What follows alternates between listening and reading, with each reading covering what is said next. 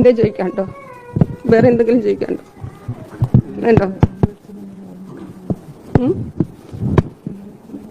ഞങ്ങള് പട്ടാളക്കാരെന്ന് പറയുന്ന ഒരു അഭിമാനത്തോടെ കാണുന്ന ആൾക്കാരാണ്. ഞങ്ങള് അച്ഛൻ പട്ടാളക്കാരനാണ്.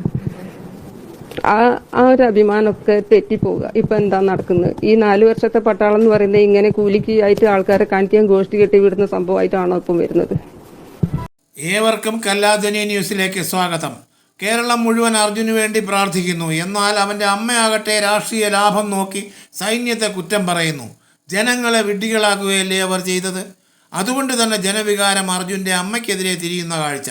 പത്രസമ്മേളനത്തിലെ ഇടപെടലുകളും തോക്കിൽ കയറി വെടിവെക്കാനുള്ള ലോറി ഉടമയുടെ ശ്രമങ്ങളും കാണുമ്പോൾ എന്തൊക്കെയോ ഒളിഞ്ഞിരിപ്പില്ലേ എന്ന് ആരെങ്കിലും സംശയിച്ചാൽ അവരെയും കുറ്റം പറയാനാവില്ല. കർണാടകയിൽ ഉണ്ടായത് ഒരു പ്രകൃതി ദുരന്തം. രക്ഷാപ്രവർത്തനത്തിന് ഇന്ത്യൻ ആർമിയെ രംഗത്തിറക്കുന്നത് അപകടം നടന്ന് 5 ദിവസങ്ങൾക്ക് ശേഷവും. എന്നാൽ ഇപ്പോൾ കുറ്റമെല്ലാം ഇന്ത്യൻ ആർമിക്ക് എന്ന രീതിയിലായി പ്രചരണം തുടങ്ങിയിരിക്കുന്നു. ഇത് പറയുന്നത് കാണാതായ അർജുൻ്റെ അമ്മയുമാണെന്നതാണ് വിചിത്രം. ഒരു കൂലിപത്രം അല്ലെങ്കിൽ മറ്റാരോ അവരോട് ചേർന്നിരുന്നു കൊണ്ട് ഇത് പറയിപ്പിക്കുകയാണെന്ന് വീഡിയോയിൽ നിന്ന് തന്നെ വ്യക്തമാകും. കൂലിക്ക് ഗോഷ്ഠി കാണിക്കാൻ നടക്കുന്നവരാണ് ഇന്ത്യൻ പട്ടാളക്കാർ. അതും 4 വർഷത്തെ പട്ടാളക്കാർ എന്നൊക്കെയാണ് ഇവരുടെ കീർവാണം അല്ലെങ്കിൽ പറഞ്ഞു പറയിക്കുന്നത്. അത് വലിയ പ്രാധാന്യത്തോടെ മാപ്രകൾ റിപ്പോർട്ട് ചെയ്യുന്നു. ഇത്രയും വലിയ ഒരു ദുരന്തം സ്വന്തം കുടുംബത്തിൽ ഉണ്ടായിട്ടും അതിലും രാഷ്ട്രീയ താല്പര്യം കുത്തി നിറയ്ക്കുകയല്ലേ അവരും കൂലി എഴുത്തുകാരും ചെയ്യുന്നത്? ഈ സമയത്ത് ഇങ്ങനെയൊക്കെ പറയാൻ എങ്ങനെ കഴിയുന്നു എന്നതാണ് മനസ്സിലാകാത്തത്.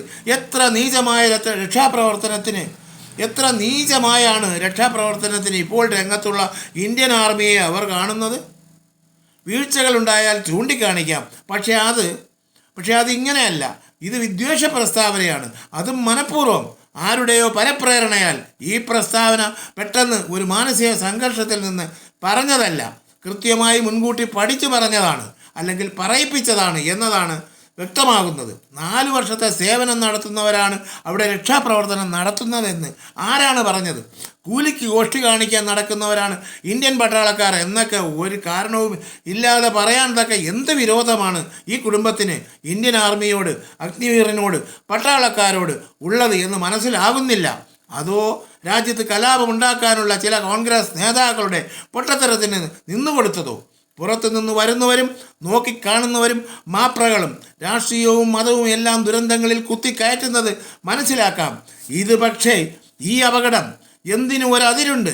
അല്ലാതെ ഏത് സമയത്തും കുത്തിത്തിരിപ്പിന് ശ്രമിക്കുന്ന ഇത്തരം മനോരോഗികളെ സമൂഹത്തിൽ നിന്നും മാറ്റി നിർത്തേണ്ടിയിരിക്കുന്നു. അതൊരു അനിവാര്യതയാണ്. News desk Kalladhwani news.